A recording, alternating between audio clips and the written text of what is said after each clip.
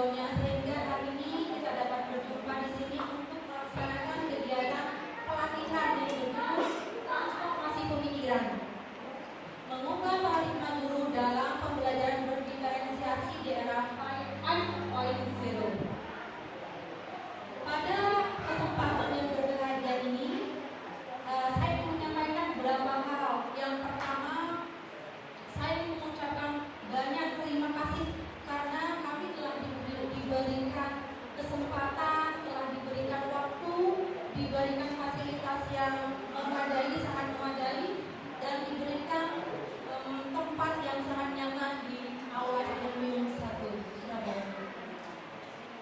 Untuk yang nomor 2, semoga pada hari ini akan menjadi momen yang bermanfaat bagi kita semua, karena pada kegiatan pelatihan hari ini kita akan membahas tentang pembelajaran berdiferensiasi, yang nanti itu di dalamnya akan ada banyak kegiatan positif yang bisa kita lakukan sehingga kita bisa dapatkan ilmunya ataupun juga pengalamannya. Demikian yang dapat saya sampaikan pada hari ini. Saya mewakili teman-teman semuanya, teman-teman media, mengucapkan mohon maaf yang sebesar-besarnya apabila pada hari ini kami melakukan kesalahan baik dalam hal tutur kata ataupun perbuatan kami yang kurang berkenan di hati ibu dan bapak guru sekalian. Akhir kata, wassalamualaikum warahmatullahi wabarakatuh.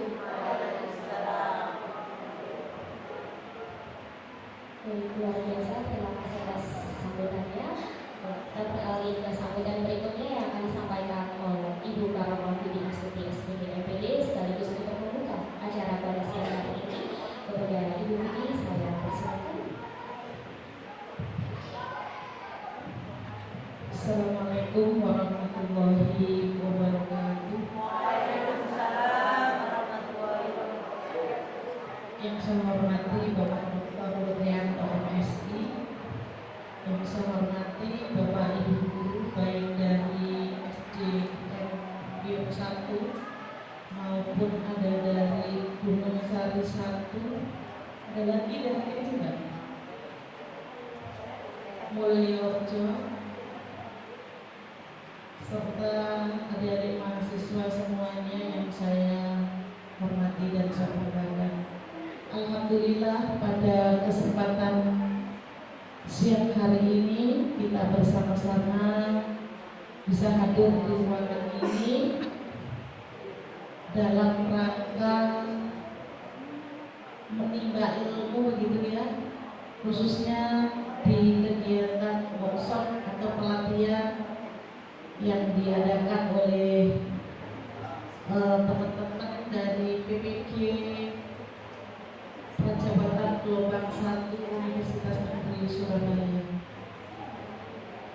Bapak Ibu semuanya yang saya hormati,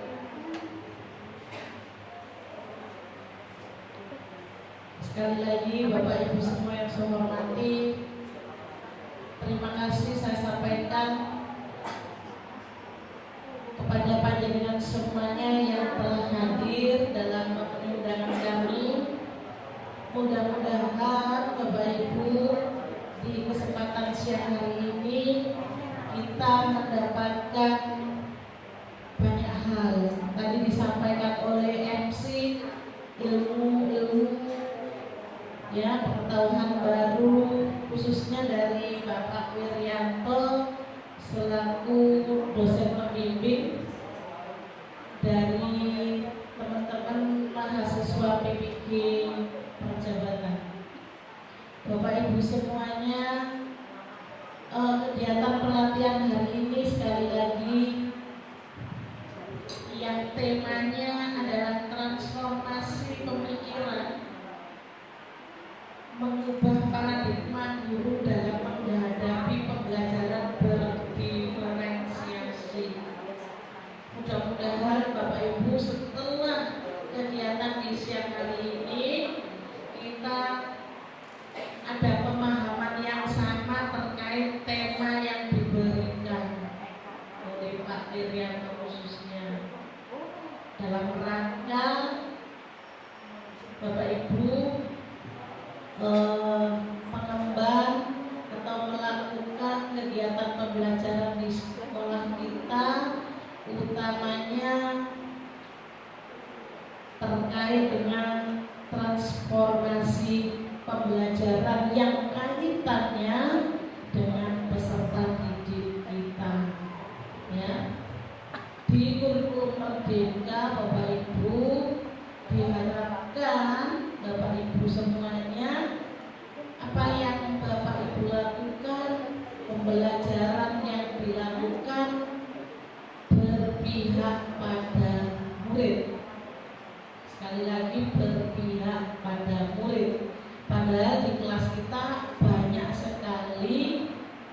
siswa-siswa kita dengan berbagai latar belakang, dan semuanya Bapak Ibu seyogyanya kita memfasilitasi. Makanya tema di sini berdiferensiasi. Secara gamblang seperti apa nanti mari kita dengarkan paparan dari narasumber Pak Wiryanto seperti itu. Mudah-mudahan sekali lagi bermanfaat bagi kita semuanya. Untuk Pak Wiryanto dan teman-teman dari tim panitia mahasiswa, kami sampaikan terima kasih atas kerjasama dan kolaborasinya di kegiatan siang hari ini. Mudah-mudahan masih ada kolaborasi berikutnya. Terima kasih, kurang lebihnya mohon maaf. Wassalamualaikum warahmatullahi wabarakatuh. Baik, terima kasih atas sambutan yang sangat luar biasa Ibu. Sebelum kita beralih ke acara inti, atau baiknya kita membuka acara dengan berdoa terlebih dahulu kepada panitia yang bertugas. Saya persilakan untuk memimpin berdoa. Silakan.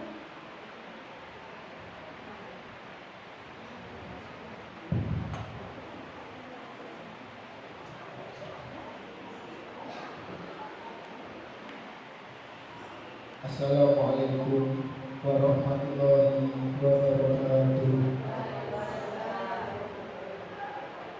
Bapak Ibu yang kami hormati, untuk menyempurnakan acara kita, marilah kita tundukkan kepala berdoa kepada Tuhan Yang Maha Kuasa.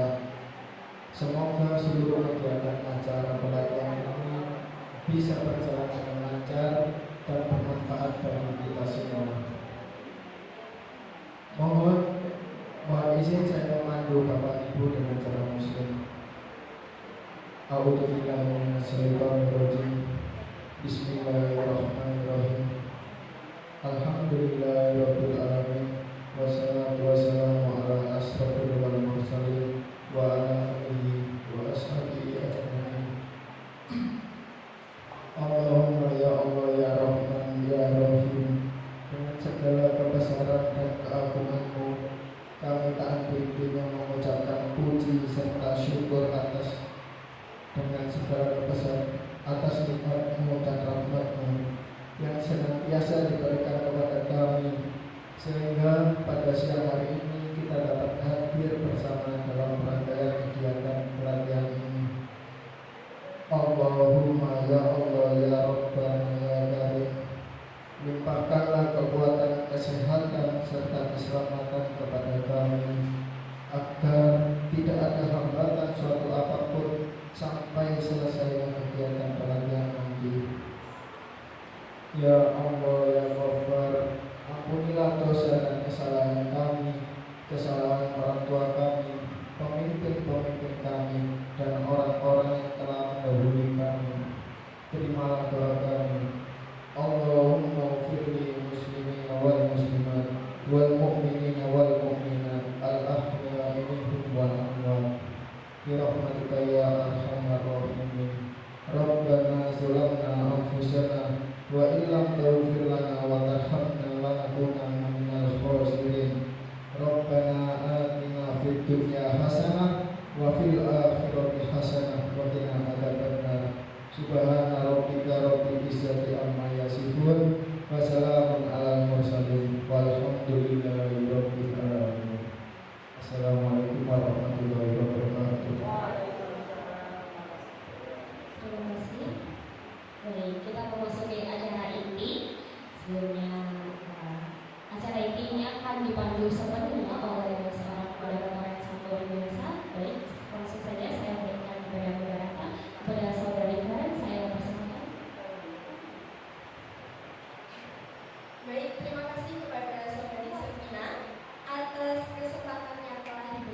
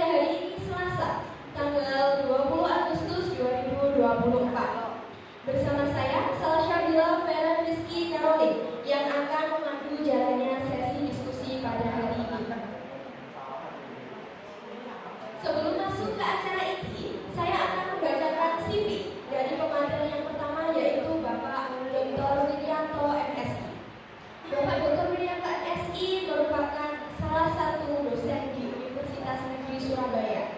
Jebolan S1 Ikip Negeri Surabaya dengan jurusan Pendidikan Matematika. Lalu S2 di Institut Teknologi Bandung dengan jurusan Matematika dan melanjutkan studi S3-nya di UNESA Pendidikan Matematika.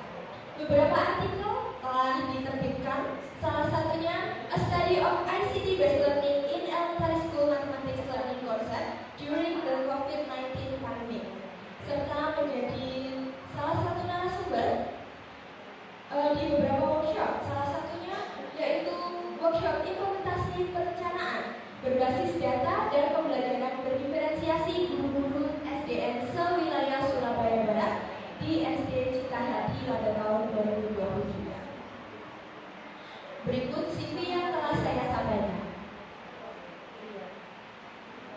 Para hadirin peserta pelatihan, dalam era 5.0, pendidikan menjadi fondasi utama yang harus dipersiapkan sedemikian rupa untuk menghadapi perubahan yang akan terjadi, sehingga peran guru sangat dibutuhkan dalam perubahan tersebut.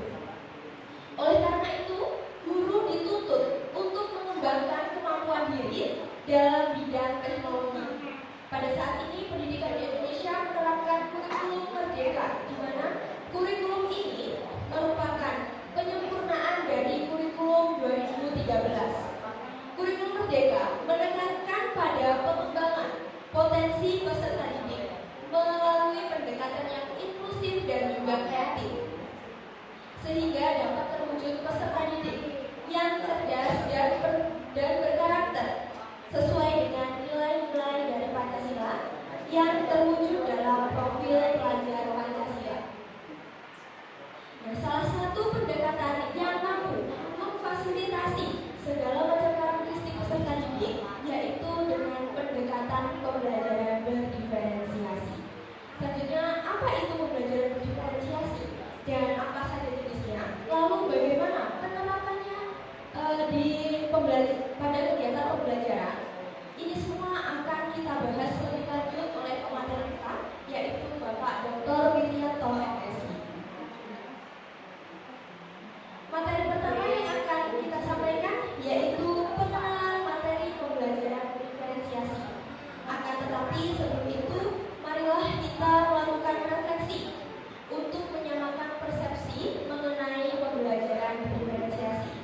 Nah, refleksi ini akan dilaksanakan secara online. Bapak Ibu peserta pelatihan dapat men-scan QR code yang ada di layar ataupun yang ada di mejanya yang bertuliskan refleksi.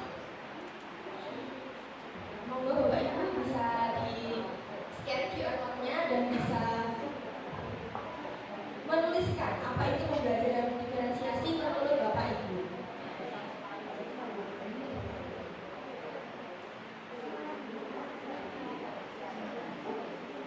Ya, bisa scan di layar ataupun di meja yang ada tulisan refleksinya.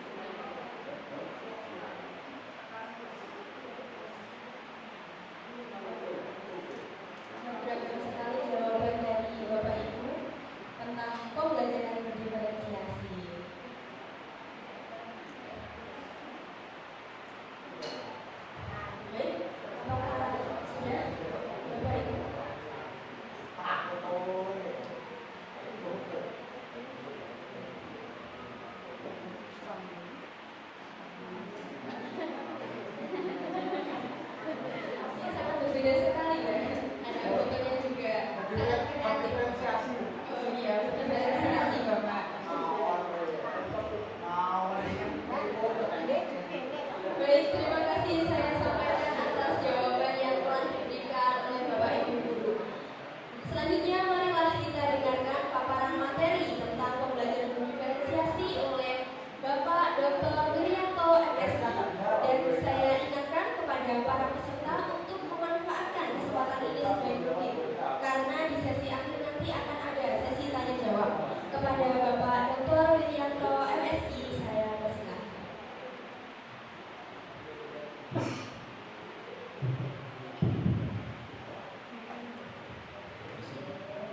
Bismillahirrahmanirrahim. Assalamualaikum warahmatullahi wabarakatuh. Selamat siang, salam sejahtera dan salam sehat buat kita semua. Om Swastiastu, Namo Buddhaya, salam kebajikan, Rahayu. Yang saya hormati guru kepala sekolah SDN Wilu 1, SDN Wonosari 1. Yang saya hormati juga Bapak Ibu guru beserta workshop untuk siang hari ini. Dan saya banggakan adik-adik kita yang sedang PPL lomba di dua sekolah dalam rangka memberikan workshop terkait proyek kepemimpinannya. Syukur alhamdulillah di siang yang berbahagia ini nampaknya di setting relax, maka saya mencoba juga relax supaya tidak tegang di sela-sela Bapak Ibu mengajar, tapi masih ada aktivitas bersama disepakati 1 jam ke depan, gitu ya. Saya yakin ini sesuatu yang bukan baru. Bapak Ibu sudah melaksanakan dengan baik mungkin di sekolah masing-masing. Apa itu tentang pembelajaran diferensiasi. Nah, mungkin pengalaman baik Bapak Ibu nanti silahkan sharing gitu ya. Kesempatan ini saya mencoba poin-poin penting dari pembelajaran diferensiasi itu seperti apa.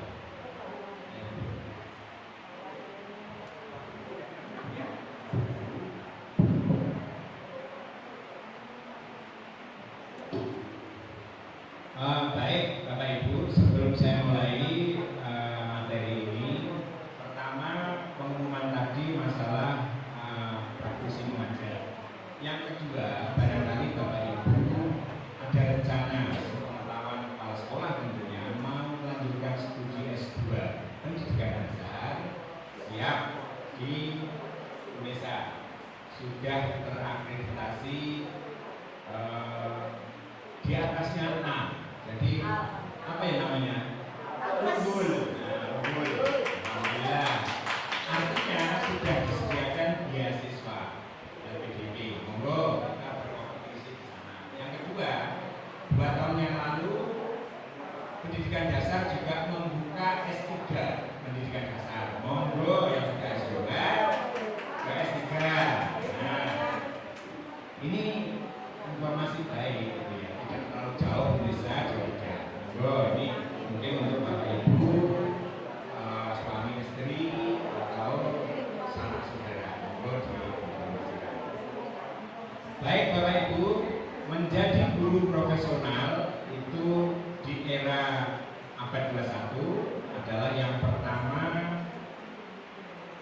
menguasai tentang TPEC, Technological, Pedagogical, and Content Knowledge. Guru profesional tidak cukup hanya mampu konten. Guru yang senior itu luar biasa. Secara konten itu mengajar matematika, sip, lakoni, karena pengalaman. Yang kedua, konten tidak cukup. Ya apa caranya menyampaikan, mengelola kelas, model yang diterapkan, strateginya, maka butuh namanya pedagogik. Ini melekat. Seorang guru harus punya pedagogik. Dokter tidak punya. Nah, itu jadi 2. Saat 2 diterapkan, itu adalah lumpuh pada saat pandemi. Bahwa dia ngajar kelas 1, ngajari nulis, ngajari baca, tidak bisa karena zonasi merah. Apa yang terjadi? Butuh teknologi. Iso gak iso butuh. Ngirim tugas, membuat Google Form, macam-macam. Akhirnya belajar melalui kolaborasi dengan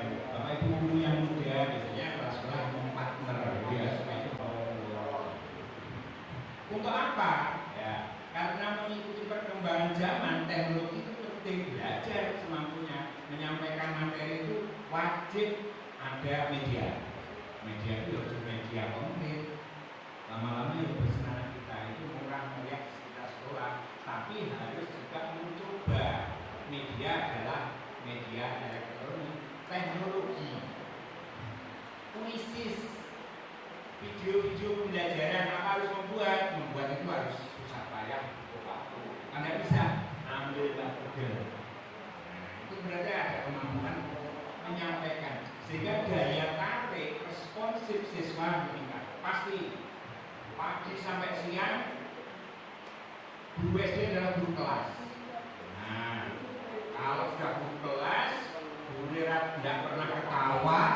Nah, padahal dituntut guru profesional adalah guru yang memesona, bukan mempesona, memesona. Masuk bank, pagi itu senyum. Petugasnya seperti itu, baik tanggal muda, tanggal tua, ya senyum. Itu harapannya. Jadi memesona itu guru yang diidolakan. Senyum, masuk kerengan kalau suaminya di rumah ya harus ketawa di sekolah. Itu memesona. Masuk tanggal tua. Nah, itu tuntutan karena apa? Profesional. Kembali ke tipek, jika guru menguasai tipek 3 tadi, maka akan menambah efikasi diri, percaya diri, PD, percaya konsep matang, pedagogi, strategi, penguasaannya macam-macam ngerti, beres, teknologinya juga mumpuni, percaya diri, PD, wajib.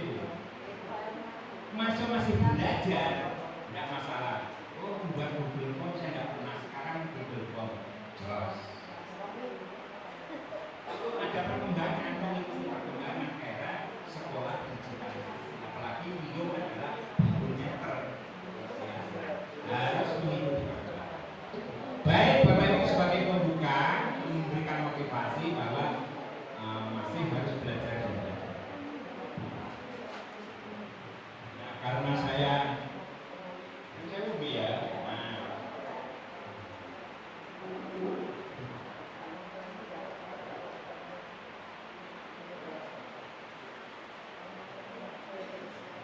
Nah, ini ada guru bahasa Inggris di SD kelas 2 yang bukan bahasa Inggris di bagian berapa ya? Nah, ini pencetus tentang pembelajaran diferensiasi. Kenapa perlunya pembelajaran diferensiasi? Apa tidak cukup guru sudah membuat perangkat pembelajaran sebelum mengajar? Jadi seolah-olah kan guru menyiapkan RPP diterapkan. Siswa harus mengikuti pola pikir yang sudah disiapkan guru. Modelnya PBL, PJBL, oke. Media sederhana punya. Kelasnya sudah ada LCD, luar biasa. Ini sudah menggantung. Kadang ada sekolah yang hanya punya satu, pindah-pindah, nggak masalah, tapi punya. Di Surabaya saya yakin rata-rata punya. Tapi kita prihatin kalau di luar Jawa hanya satu pun kadang-kadang dirawat supaya ada awet itu tidak dipakai. Nah, benar ini pengakuan dari guru Dajjal. Saya pernah ngajar guru Dajjal. Jadi ada bantuan 9, mikroskop, LCD tidak dipakai supaya awet. Nah, ini kan kontradiksi gitu ya. Baik, saya lanjutkan seperti apa pengertian dari pembelajaran diferensiasi supaya bisa menyimak bersama. Nah, ini salah satunya. Pembelajaran diferensiasi adalah proses belajar mengajar sedemikian hingga peserta didik dapat mempelajari materi pelajaran sesuai dengan kemampuan. Nah, kita berangkat dari kemampuan anak berbeda-beda. Nah, jadi dari awal itu harus diketahui kemampuan anak itu ada yang kurang, sedang, tanpa bimbingan. Nah, itu kemampuan berangkat dari sana. Kemudian apa yang disukai, berarti ada minat. Kita memperhatikan kalau di diferensiasi itu kan minatnya apa? Oh, saya suka menghitung, saya suka melukis, saya suka olahraga, berdasarkan minat yang disukai dan kebutuhannya masing-masing. Tentunya seperti itu. Sehingga mereka tidak frustrasi dan merasa gagal dalam pengalaman belajarnya. Ini dari beberapa tokoh seperti itu. Nah,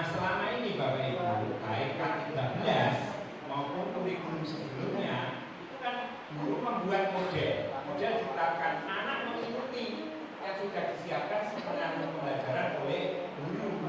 Nah ini tidak berbalik, bergantung kebutuhan siswa kita apakan.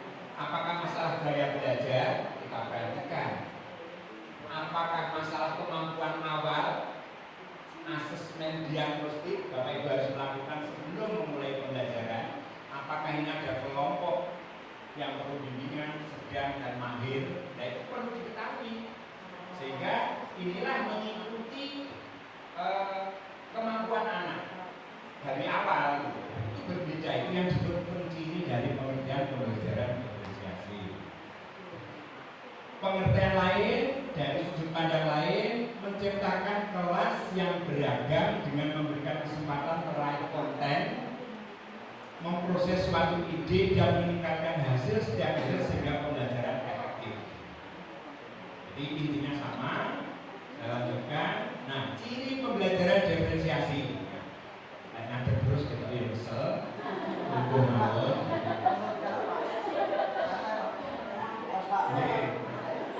Riku, saya berdiri di sini membelakangi ibu. Jadi, modus bu ya, munculnya.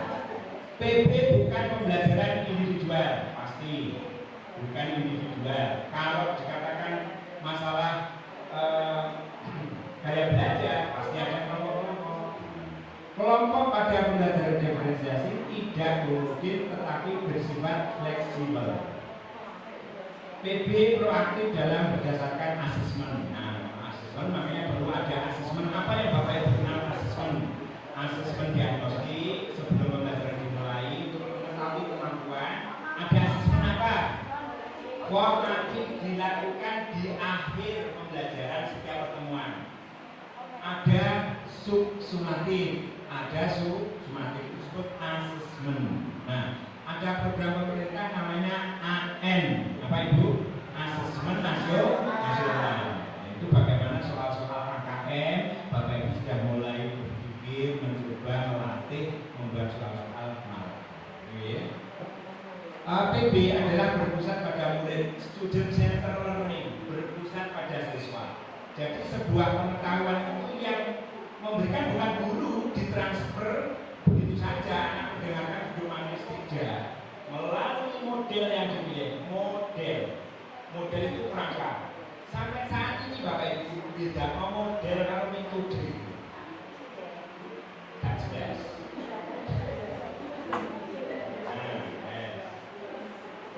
Coba untuk introspeksi dulu, apa itu tadi?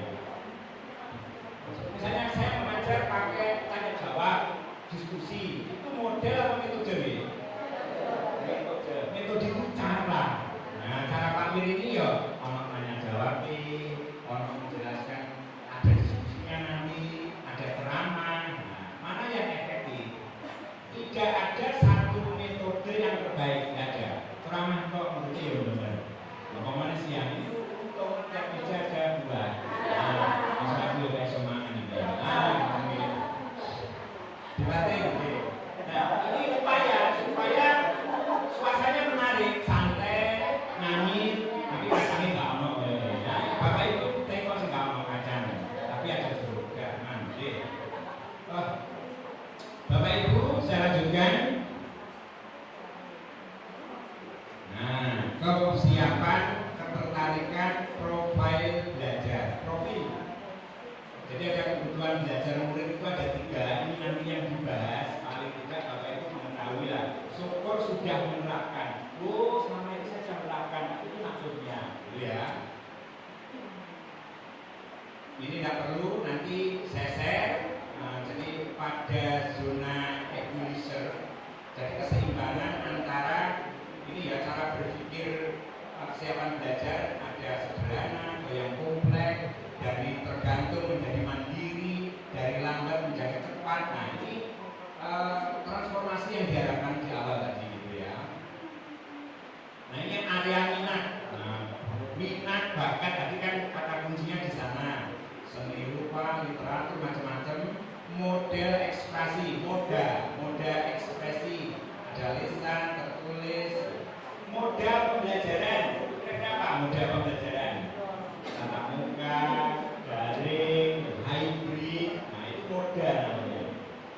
sudah mengalami alam 2020 ya. Jadi harus pembelajaran daring. Sekarang ini luring, sudah aman. Ada yang hybrid itu ya sebagian masuk, sebagian daring.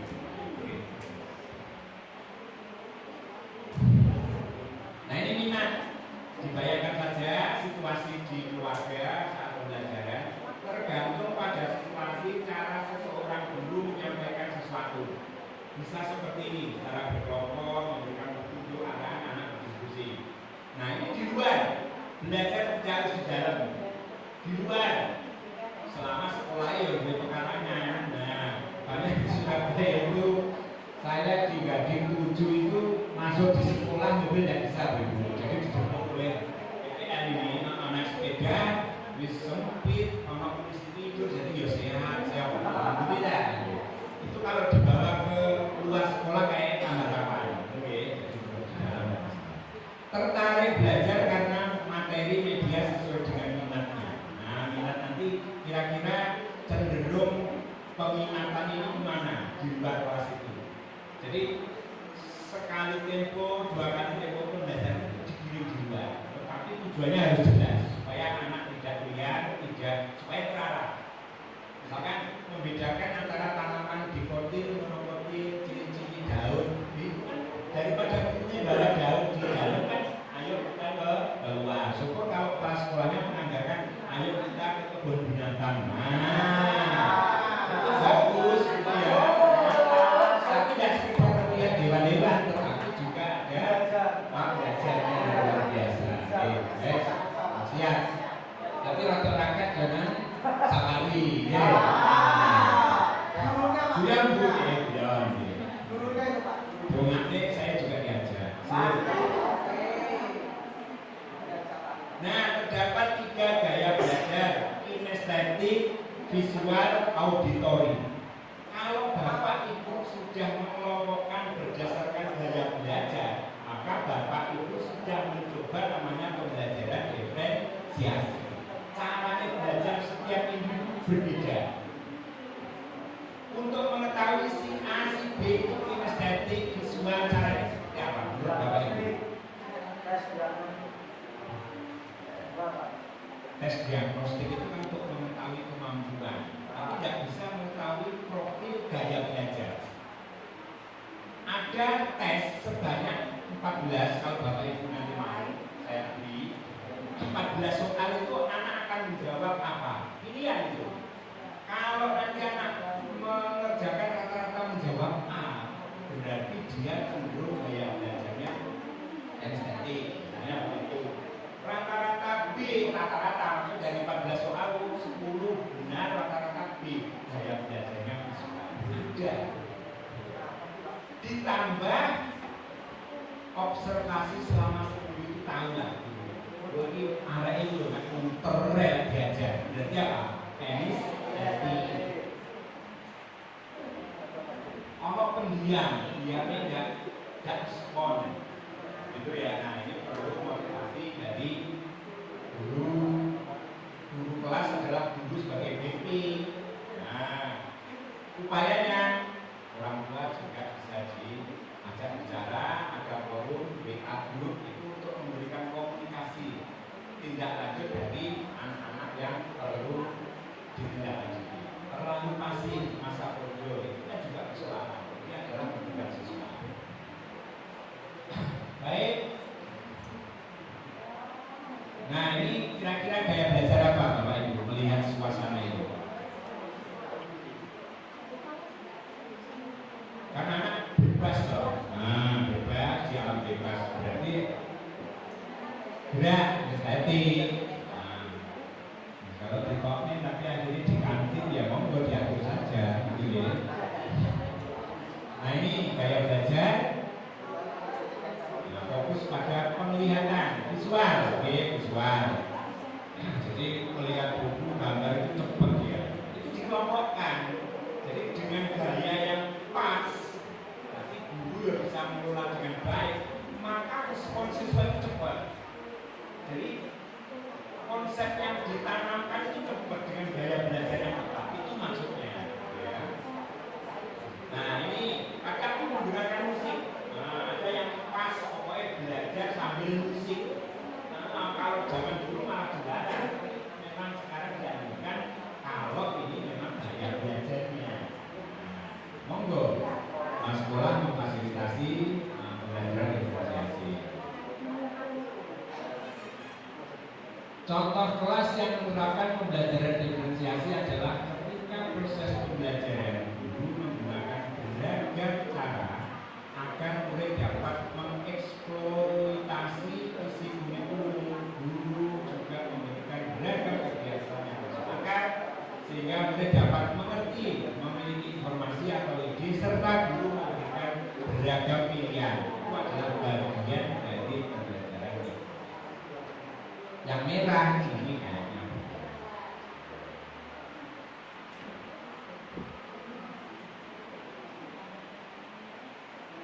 Apa yang harus dilakukan seorang guru agar bisa melaksanakan pembelajaran diferensiasi di kelas?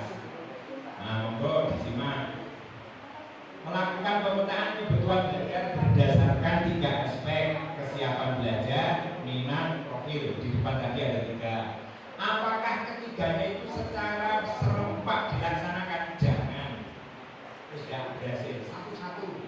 Pertama mungkin gaya belajar, hasilnya seperti apa? Itu ya. Kan nanti ada 4 pembelajaran diferensiasi, yaitu konten, proses, hasil, dan terakhir apa? Lingkungan belajar. Tidak mungkin ke-4 fase secara serempak diajarkan.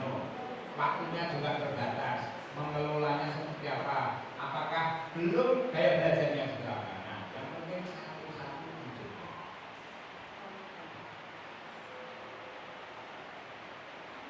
Oke, selanjutnya. Nah ini konten, proses, produk, lingkungan belajar. Seperti apa pembelajaran diferensiasi meliputi 40 komponen? Ini yang inti dari ini. Konten adalah konten knowledge. Tadi itu ya, jadi kemampuan guru menyampaikan materi. Contohnya ngajarkan pecahan. Guru ngajarkan matematika itu pecahan. Apa di era sekarang itu pecahan itu ini anak-anak. Pecahan yang bisa ditulis A per B, A per 9, B menyebut. Itu pembelajaran langsung, anak diberikan rumus, terus ini sama ketahui setelah min kali min hasilnya plus, kan terjadi itu. Tapi bagaimana proses anak bisa menemukan sendiri bahwa min kali min itu adalah plus. Belajar kelompok dipandu lewat LKPD, anak akan menemukan, tapi butuh waktu. Itu ya. Konten adalah materi apa yang akan diajarkan oleh guru di kelas atau materi apa yang akan dipelajari oleh peserta didik di kelas. Nah, cara membuat konten pelajaran berbeda. Yang satu, menyesuaikan apa yang akan diajarkan oleh guru atau apa yang akan dipelajari oleh peserta didik berdasarkan tingkat kesiapan dan minat. Kesiapan itu ya berarti tentang kemampuan tadi, kemampuan rendah, sedang, tinggi, dikelompokkan. Minat, bakat minatnya kemana? Nanti difasilitasi oleh mungkin sarana-prasarana yang memadai. Yang kedua, profil gaya belajar, 3 gaya belajar. Ini adalah konten. Nah, ini konten merupakan konten pembelajaran diferensiasi. Strategi yang dapat dilakukan oleh guru untuk dapat mendiferensiasi konten yang akan dipelajari oleh peserta didik. Nah, silakan disimak. Menyajikan materi yang bervariasi. Ini konten menggunakan kontrak belajar. Kontrak ini ya kalau dulu namanya RPP, kalau kurikulum merdeka namanya apa? Modul ajar. Nah ini menyediakan berbagai sistem pendukung. Sekarang masuk proses. Konten sudah kaitannya dengan materi tadi. Yang dimaksud dalam proses pada bagian ini adalah kegiatan yang dilakukan peserta didik di kelas. Kegiatan bermakna bagi peserta didik sebagai pengalaman belajarnya di kelas. Misalnya mengajarkan penjumlahan bilangan di bawah 20. Ya, anak jangan hanya operasi bawah 20 Berilah pengalaman terbaik buat anak dalam implementasi pembelajaran, penerapan kehidupan sehari-hari supaya bilangan penjumlahan tadi bermakna. Oh, aku punya 2 pelajaran, kemudian diberi ayahku 5 pelajaran. Berapa banyak? Itu satu bermanfaat buat anak dalam kehidupan sehari-hari. Jangan sekedar anak pinter ngitung, tapi mengimplementasinya nggak bisa. Justru harus berasal dari kontekstual. Ada pembelajaran PNRI, agar ya untuk matematika. Bapak Ibu menggunakan etnomatematika. Jadi ngajar di awal itu bukan formal, tetapi etno. Etno itu apakah etno PS, matematika, etno bahasa, monggo dipakai sehari-hari. Misalnya, saya mau mengajari tentang sudut. Sudut itu zaman hanya didefinisikan. Sudut adalah perpotongan antara 2 sinar pada pangkal. Nah, benar. Bawalah anak ke ruangan. Yang dimaksud sudut itu yang mana ya? Nah, itu. Pojok, boleh. Dialek seharinya apa pojok? Gak masalah pakai. Dia sudah merepresentasikan sudut berarti perpotongan bidang dengan bidang membentuk sudut. Gak masalah. Baru terakhir adalah secara formal. Di Jombang adatnya kan Islamnya kental dengan sholat. Oh, ibadah sholat tegak itu 180. Rukuk gini ya, rukuk itu berapa? 90. Mas Roto bentuk titik ya, jadi 90. Sujud berapa kali bisa? Semua kehidupan tak lepas dari apa? Matematika. Itu etnomatematika, silahkan ditarik. Lewat etnomatematika. Kegiatan yang menggunakan keterampilan informasi yang dimiliki peserta didik, kemudian berbeda dalam hal tingkat kesulitan dan cara mencapainya. Itu adalah proses. Kemudian, strategi, ada kegiatan berjenjang, pertanyaan pemandu, membuat agenda individual dan seterusnya sampai pengelompokan yang fleksibel sesuai urutan ciri pembelajaran diferensiasi. Ketiga adalah produk. Nah, hasilnya apa? Dari konten, proses, dan produk. Bapak yang bawah menarik, guru merancang produk apa yang akan dikerjakan oleh peserta didik sesuai dengan pengetahuan. Ada perencanaan gitu ya. Berarti nanti ada kaitannya dengan model PJBL, proyek gitu ya.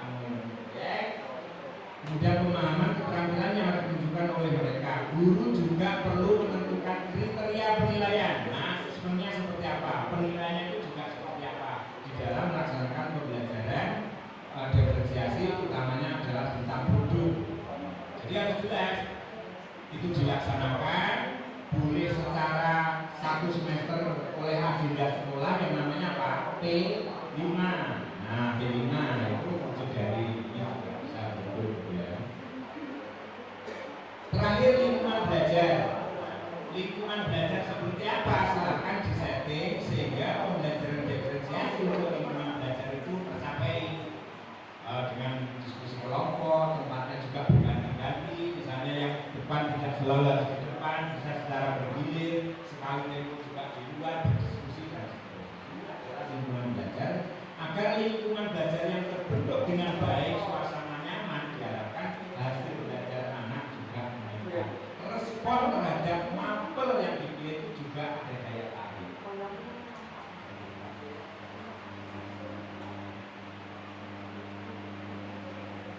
Nah, ini seperti tadi, memaksimalkan kemampuannya.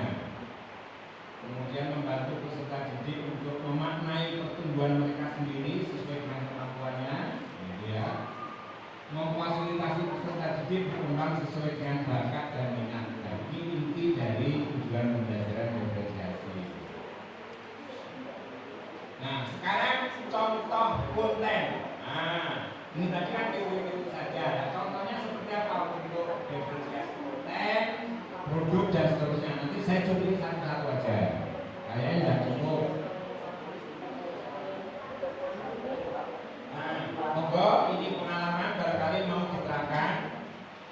kepada guru IPA kelas 4 SD sedang mengajarkan mengenal ekosistem.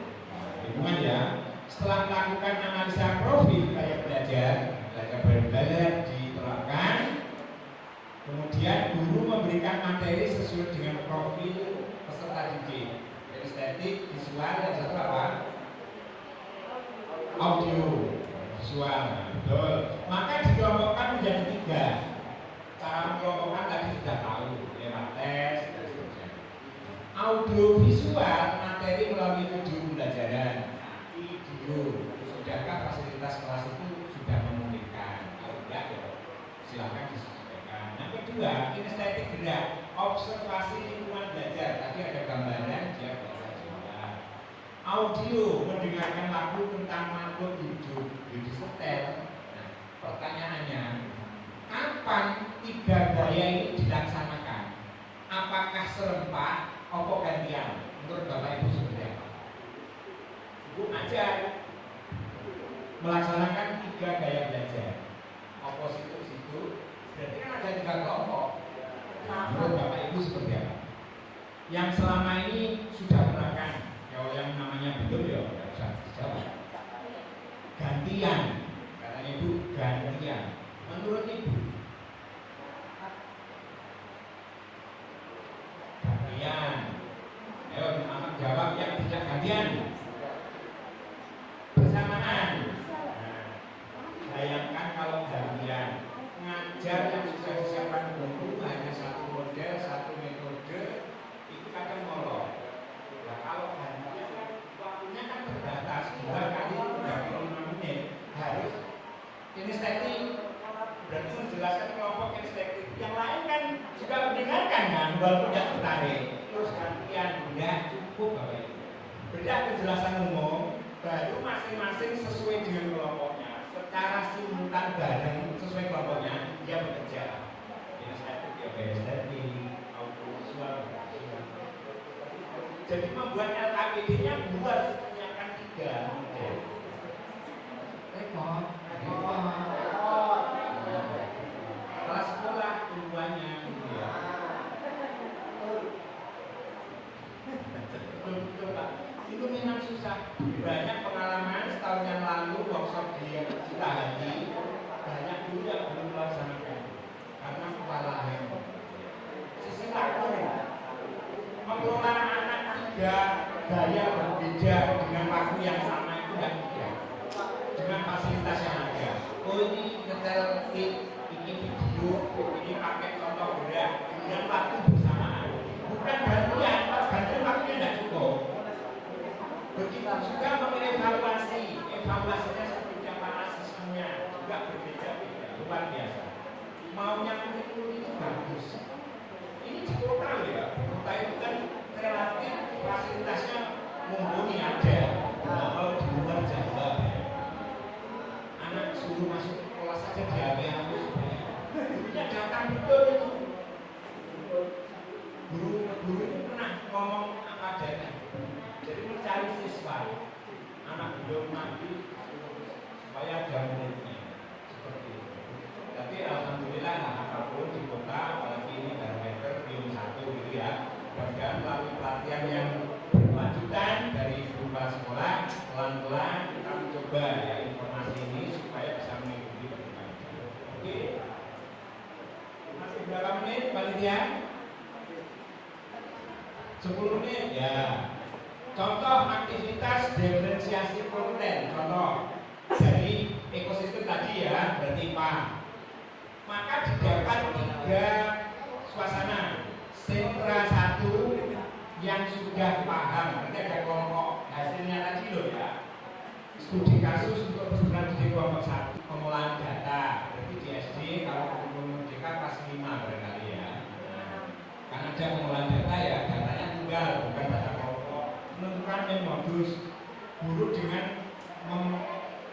kompleksitas lebih. Nah itu adalah sentra 1. Yang kedua, latihan soal untuk peserta didik kelompok 2 dijelaskan ulang, kemudian mengerjakan latihan soal. Nah, berarti belum mencapai pengetahuan tentang konsep main modus media. Yang nomor 1 sudah ada kelompok 1 seperti itu. Yang terakhir sentra 3 yang siap diberi tantangan. Nah, ini yang mahir. Mahir itu dengan soal yang diberikan dia mahir, berarti kelompok yang kemampuan tinggi. Jadi praktek mandiri untuk peserta didik kelompok 3 mengadakan survei, mengumpulkan data dari sekolah, lalu mengelompokkan data menjadi main modus. Oh, jumlah peserta guru di Riau 1 berapa? Ditata rata-rata umur pengajarnya berapa? Mereka bisa menunjukkan rata-ratanya 40. Nah, bisa mengimplementasikan tidaknya teori belakang yang seperti kasus 1 dia sudah mahir mengimplementasikan. Ini contoh ya, contoh konten gitu ya.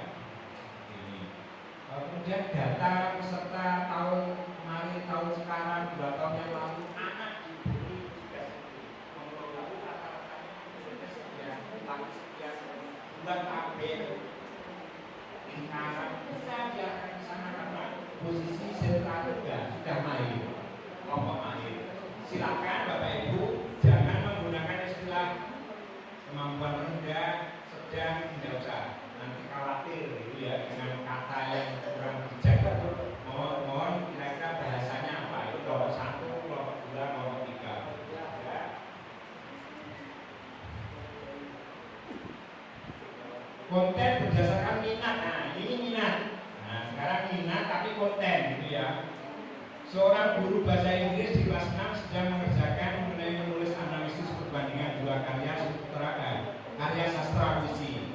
Nah, maka dikelompokkan menjadi 2. Kelompok peserta didik yang menyukai alam, natural, asli, diberi puisi yang berhubungan dengan alam, misalnya pantai, gunung. Nah, ini kan juga minat siswa. Nanti ada anak yang minatnya ke pre-assessment dan mendapatkan pemetaan berdasarkan proses kalian. Maka guru memperoleh informasi 3 kelompok. Kelompok peserta didik yang masih membutuhkan media dengan perkalian tadi, penjumlahan diberikan melalui penjumlahan berulang menggunakan tabel angka. Nah, berarti ini masih anak yang kemampuannya masih belum bisa lebih cepat. Nah, memang harus ada media bahwa perkalian itu pada dasarnya adalah penjumlahan berulang. Nah, itu ya. Sampai sekarang pun kalau ditanya 3 kali 4 itu apakah 4 ditambah 4 ditambah 4, apakah 3 ditambah 3 ditambah 3 sebanyak 4? Nah, ini 3 kali 4 berarti artinya baru di sini itu lebih jawab serempak betul. Jadi 4 ditambah 4 ditambah 4 sebanyak 2. Nah, kalau itu sampai keliru, misalkan minum obat, nah kan keliru ya. 2 kali 3 berarti minumnya sehari ini berapa kali? 2 setiap minum. Kecil Bapak Ibu barangkali nanti ada kesempatan lain untuk kelas sekolah juga menghindari untuk sharing di sana kami siang. Demikian kurang lebihnya mohon maaf. Terima kasih atas perhatian Bapak Ibu, luar biasa motivasinya ini. Semoga sehat selalu dan semua beragam pembelajaran yang baik. Saya kira Assalamualaikum warahmatullahi wabarakatuh. Supaya tidak bosan gitu materi terus. Jadi ice breaking-nya ini panjang pendek. Jadi nanti ketika saya bilang panjang maka tangannya dipendekkan. Jadi seperti kalau panjang seperti ini, kalau pendek berarti agak lambat. Oke. Siap Bapak Ibu? Ya. Kita coba dulu.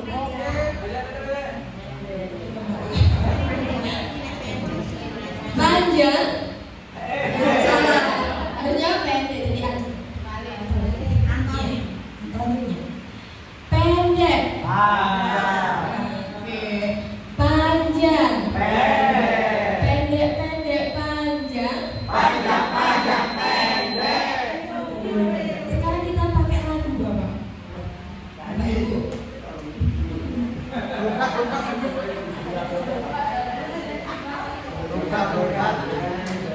anak-anak saja. Oke. Kalau yang dewasa terlalu panjang nanti Pak. 3 menit. Nanti ada waktu sendiri Bapak, sesi akhir. Oke, kita pakai lagu Tolong BWA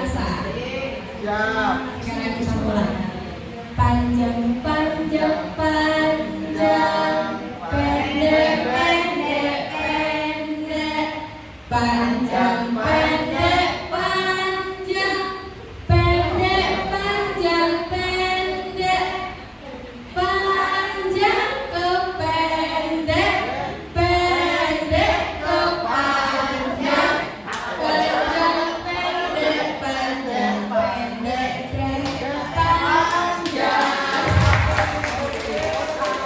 Oke, sebelumnya masih belum konsentrasi. Ulang lagi sekali lagi.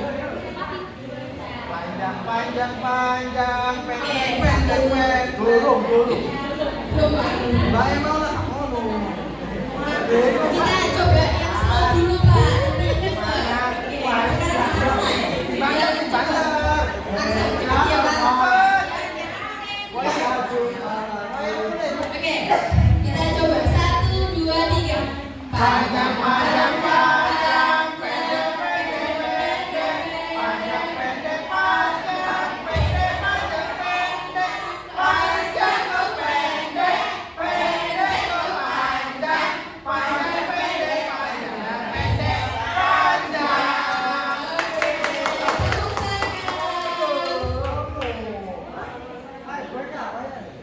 Lagi sekali lagi mungkin. Oh sudah.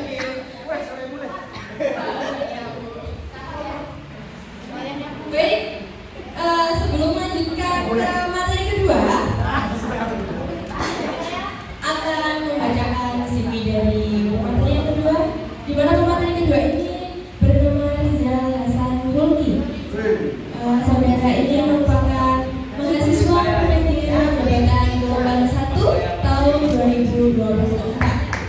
Baik, mari kita dengarkan paparan materi yang kedua dari Saudara Rizal Hasan Hulki. Saya persilakan. pantun sih, Rek. Pantun sih. Nek tak pantun gak semono iki. Ayo, balik pantun lo.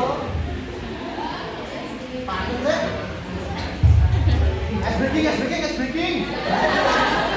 Tekan Mas. Oke. Selamat siang Bapak dan Ibu Guru.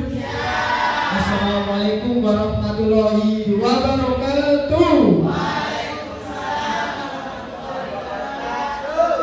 Kita mestinya pantun dulu ya kita. Kita mungkin pergi ke pasar beli tomat. Pagi-pagi makan nasi. Bapak Ibu yang terhormat, hari ini kita belajar tentang berdiferensiasi.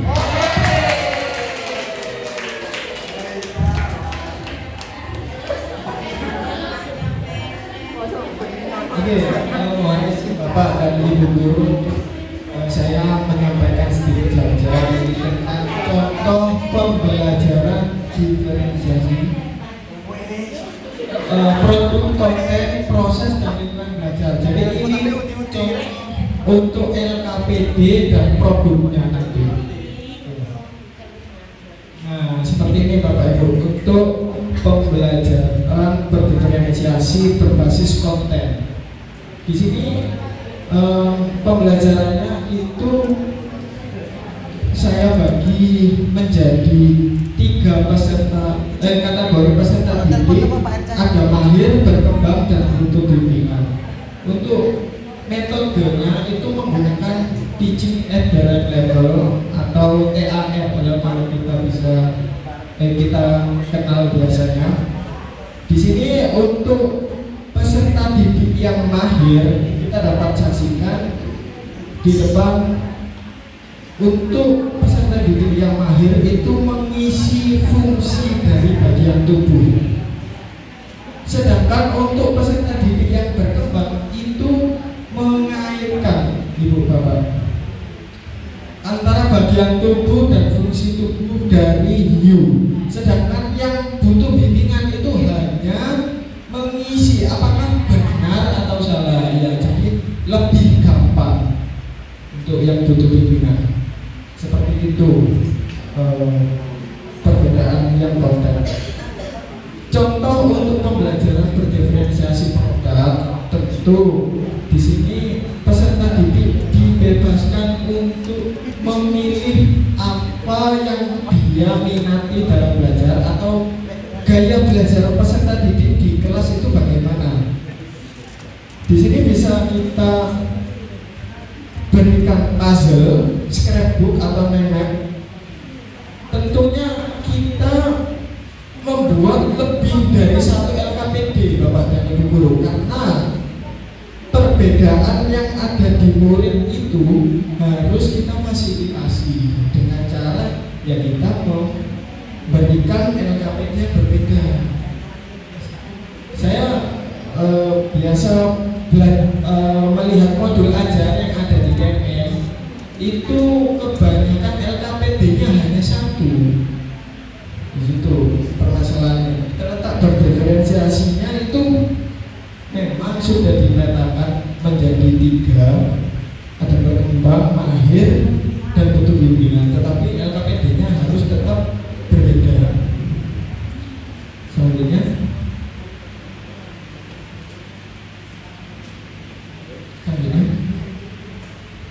oke. Di sini ada video pembelajaran teman saya untuk pembelajaran diferensiasi proses. Untuk peserta didik dan pengembang ini dibutuhkan yang namanya bimbingan penuh, cara menulis, bahkan ada yang belum tahu cara menulis, misalnya mata itu pertama apa ya Pak ya, apa B dulu atau C dulu gitu, ada di kelas saya di Wilayah itu ada. Jadi di situ kita perlu bimbing full untuk peserta didik yang butuh bimbingan ini. Selanjutnya, nah ini untuk kelompok yang gagal.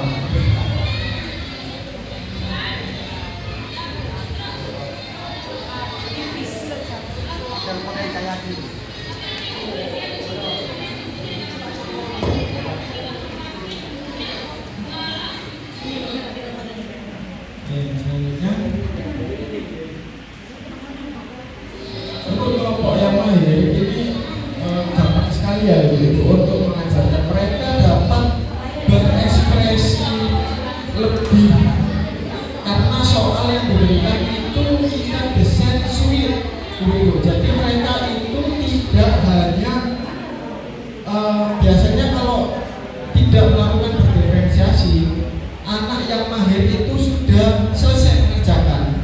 Terus yang butuh bimbingan itu mencari tahu dengan cara mencoba, biasanya begitu, tanya.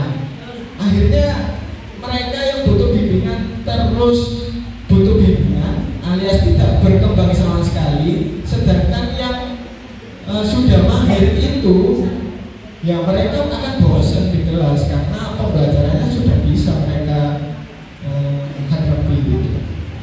Jadi kita desain pembelajarannya yang menantang dan agak sulit. Soalnya, nah ini untuk contoh berdiferensiasi lingkungan belajar.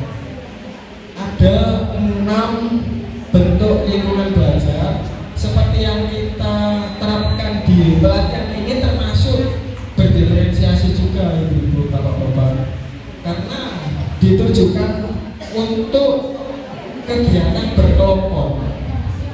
Oke. Ada kegiatan yang pertama itu kita bisa bentuk kotak, berpasangan, berbaris, terus ada berempat, lingkaran, itu biasanya untuk gurunya di tengah, terus ada berkelompok seperti itu. Untuk lingkungan belajar itu dapat sesuaikan dengan metode pembelajarannya. Model pembelajarannya baik biasanya PBL itu menggunakan kelompok ya di bawah. Sedangkan PJBL biasanya langsung dibaur ke bawah.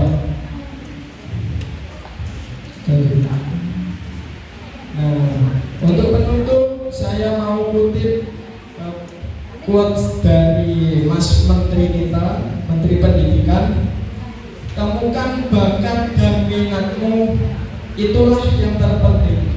Soal itu terjadi, dunia akan melihat keindahan potensi kamu. Nadiem Makarim. Sekian dari saya, berterima maaf. Assalamualaikum warahmatullahi wabarakatuh. Baik, itu tadi materi kedua tentang Nomornya 29 terus ini diferensiasinya ini gaya belajar. Audio visual, audio estetik. Bapak Ibu saya diskusinya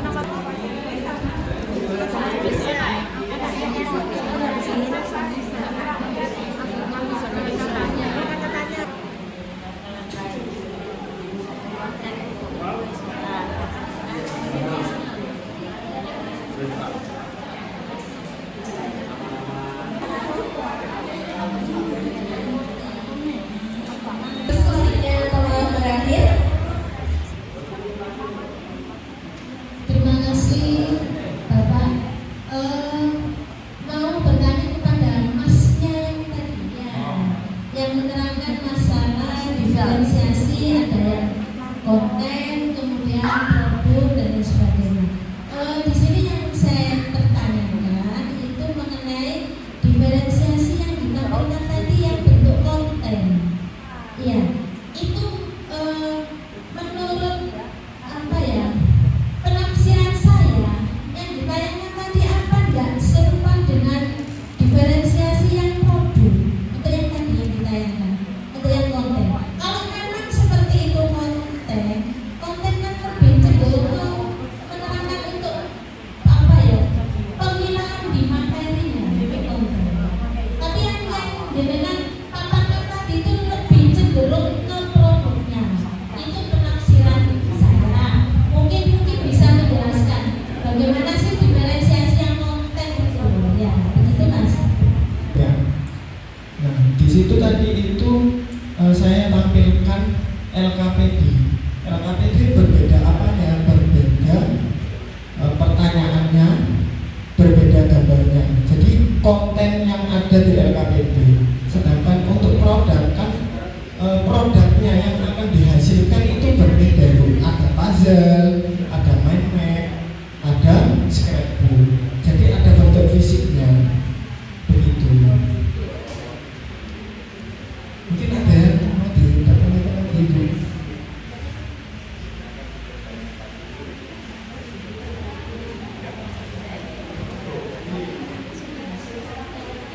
Iya. Untuk yang di konten tadi itu memang tidak menghasilkan produk, jadi cuma LKPD-nya aja yang berbeda. Begitu. Iya, LKPD-nya berbeda kontennya, Bu. Beda pertanyaan, beda gambar, itu termasuk ya disesuaikan dengan kemampuan peserta didik.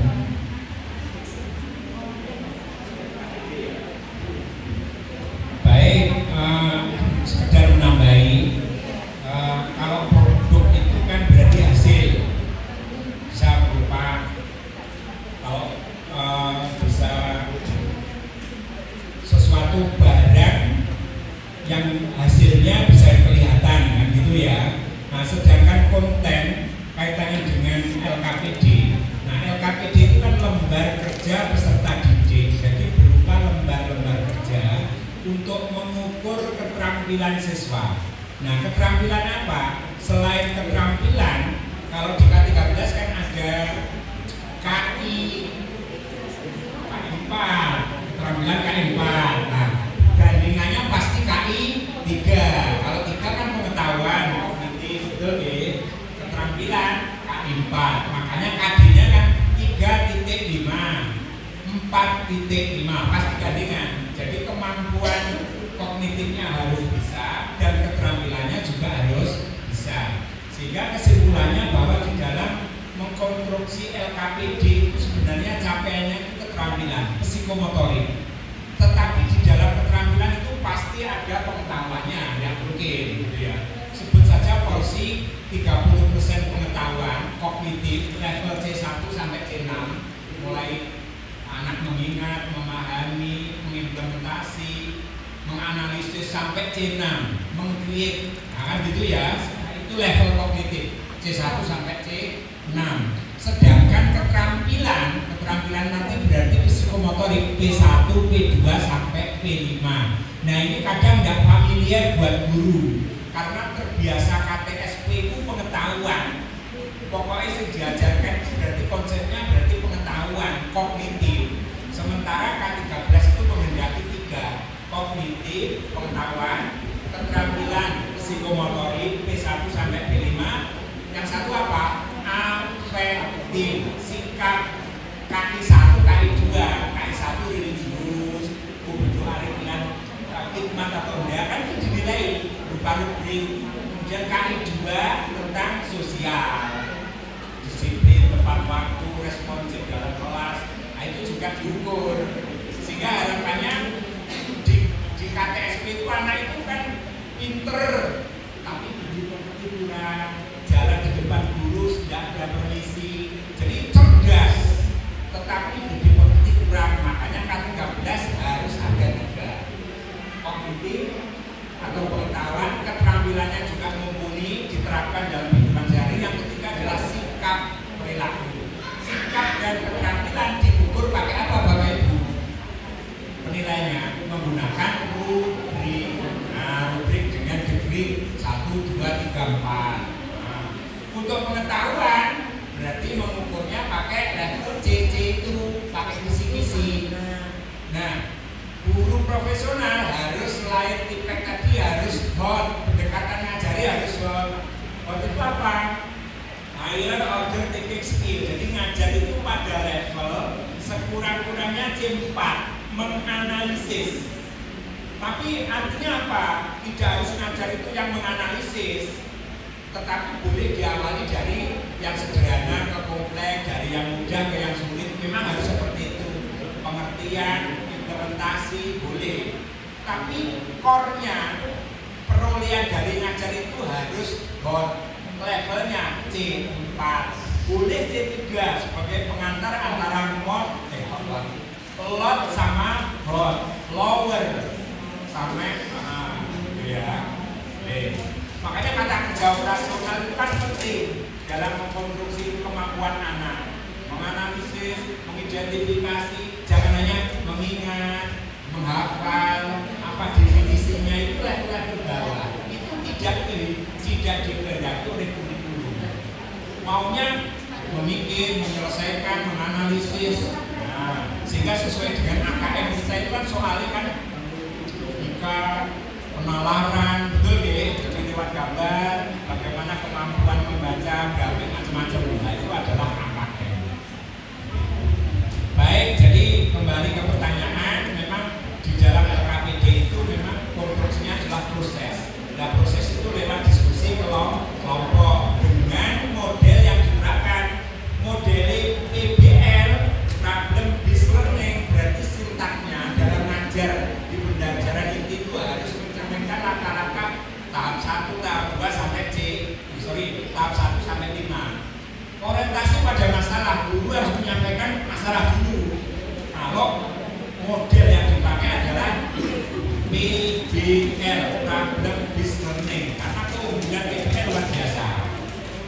Anak bisa menganalisis diskusi kelompok, macam-macam, sehingga itu bisa diperoleh. Begitu Bu, intinya produk dengan proses itu beda. Nah, biasanya kalau produk ya hasil akhir wujudnya apa gitu ya. Cuman tadi kesannya itu kayak produk karena di situ muncul ini hasilnya kan seperti itu. Tapi maunya adalah proses atau keterampilan yang diharapkan. Luar biasa respon dari kelompok. Cara kita punya bos, ini kan sudah nyambung gitu ya kalau pertanyaan. Saya kembalikan ke hari 1. Kita lihat dari 3 kelompok tadi berarti menggunakan media yang berbeda, itu ya. Nah, berarti pembelajaran diferensiasi ini elemennya apa Bu tadi? Konten. Tetapi Tapi yang membedakan 3 kemampuan tadi gitu ya, berarti berdasarkan apa? Media, gitu ya.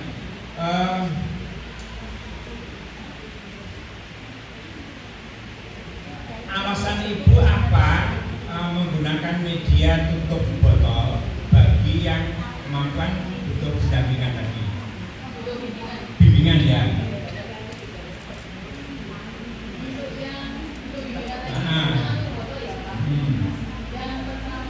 Literasi kurang. Numerasi. Dia masih merakai-rakainya paling-paling masih belum. Kemudian kalau botol itu kan warnanya menarik. Medianya udah didapat. Kebetulan untuk P5-nya kelas 3 itu mengambil memanfaatkan berkarya dan teknologi untuk berkait betul-betul untuk NKRI. Jadi mengambil temanya itu memanfaatkan limbah sampah plastik. Jadi stok botolnya ini banyak. Kemudian anaknya juga tidak bisa diam. Jadi kalau dia maju kemudian membanding-bandingkan itu botol ini sesuai dengan nilai tempatnya ratusan puluhan satuan, dia lebih senang daripada diam kemudian menggunakan pensil. Ada sekitar 3 anak yang terakhir. Oke, berarti menggunakan kemampuan awal nih untuk mengelompokkan tadi kan, sehingga dengan kemampuan awal yang berbeda-beda, ada 3 klasifikasi tadi, maka pendekatannya adalah menggunakan media yang berbeda. Namanya dengan media yang berbeda, maka kelompok yang mahir, berkembang dan butuh pendampingan tadi adalah bisa meningkatkan gitu ya di setiap kelompoknya kan begitu ya. Oke, andaikan Bu yang kelompok mahir saya ganti dengan kelompok yang butuh pendampingan, menurut Ibu bagaimana? Andaikan media itu dioper Yang mahir lebih mudah lebih cepat dengan media yang sebenarnya tadi kan dibanding yang itu ya. Oke, jadi media di situ adalah sesuai dengan kemampuan menurut Ibu gitu ya. Baik, tadi menggunakan teknologi apa enggak untuk yang mahir? Termasuk teknologi apa enggak? Tidak semuanya, hanya konkret ya. Konkret. Oke. Ini contoh sederhana adalah penerapan pembelajaran diferensiasi unsur konten. Baik, menurut saya sudah mengenal, walaupun perlu ada sedikit perbaikan. Itu aja ya. Kita beri aplaus untuk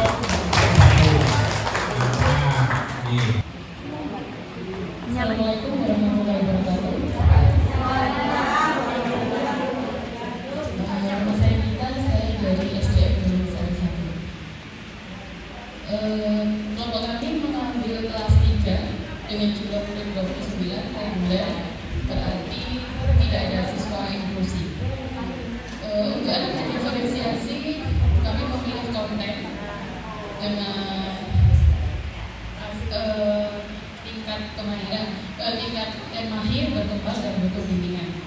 Mapel yang kami pilih yaitu matematika dengan materi nilai tukar bilangan ratusan, puluhan dan satuan. Untuk tujuan pembelajarannya, peserta didik dapat menentukan nilai tukar bilangan ratusan, puluhan dan satuan. Kemudian kegiatannya untuk yang mahir, peserta didik menentukan nilai tukar bilangan ratusan, puluhan, satuan yang disediakan pada LKPD. Maksudnya pada LKPD ini disediakan kartu, kemudian di situ ada angka 125, kemudian ada kolom ratusan, puluhan, satuan. Siswa yang lahir tadi langsung mengisikan mana yang masuk ratusan, mana yang puluhan, mana yang satuan. Seperti itu. Kemudian yang berkembang peserta dengan materi yang sama, tujuan pembelajaran yang sama, yaitu menentukan nilai tempat bilangan. Peserta didik menentukan nilai tempat bilangan ratusan, puluhan, satuan berdasarkan gambar. Ada gambar, jadi ada blok gambar.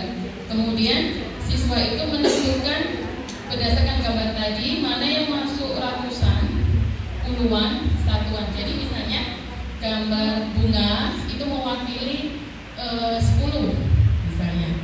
Kemudian gambar buah apel itu mewakili 100 misalnya. Kemudian gambar daun ya, daun itu mewakili satuan misalnya 5 tadi ya Ibu. Jadi mereka gambar-gambar tadi itu bisa menggunting atau menempel, dimasukkan ke yang ratusan, ke puluhan, ke satuan. Jadi gambar bunga tadi ratusan, kemudian gambar apelnya tadi puluhan, gambar daunnya tadi satuan, begitu. Sedangkan untuk yang butuh bimbingan, ini menentukan nilai ratusan, puluhan, satuan berdasarkan media, menggunakan tutup botol. Tutup botol itu kan sudah berwarna-warni. Kemudian ada botol air mineral. Di situ ada tulisannya ratusan, puluhan, satuan. Misalnya yang tutup botol warna merah itu yang ratusan. Kemudian tutup botol biru itu yang puluhan. Kemudian yang orange itu yang satuan. Kemudian siswa diminta misalnya 100, berarti dia mengambil tutup botol yang warna merah, dimasukkan ke botol air mineral tadi yang ada tulisannya ratusan. Jadi yang untuk bimbingan, terutama untuk anak yang masih literasinya terbatas, ya, atau numerasinya juga masih terbatas. Begitu. Itu paparan dari kelompok kami. Terima kasih.